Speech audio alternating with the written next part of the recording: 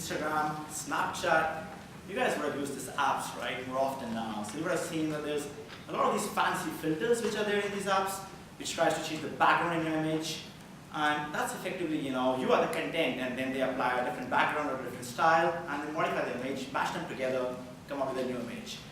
That's effectively like a style transfer in terms of vision. Now, what would that mean in terms of text, though? What exactly is style?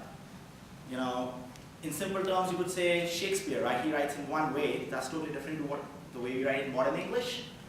But the effective thing is that the content should be the same and maybe the style different. For example, in politics, right, Barack Obama would say, hey, my admin has done good work in the last couple of years. And Mr. Trump would say, my admin has done the best ever work in American history. Now maybe this boastfulness or this unintentional humor is a style as well. So the problem which I'm addressing in my research is given one style, can I transfer it to another without really changing the content?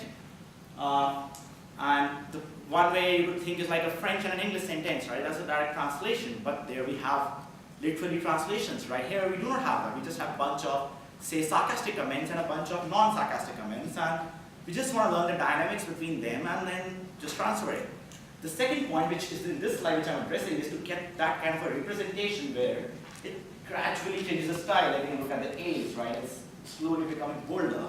So you can say, hey, make this comment 40% more sarcastic, or make it 70% more sarcastic, or make it 30% sound more like Donald Trump. So that's the second part which I'll be addressing.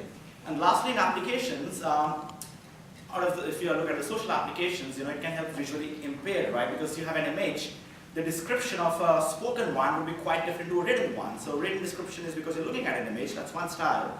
And spoken one would be a way longer, way different, using more adjectives because the person cannot see an image. So that's it. Thank you.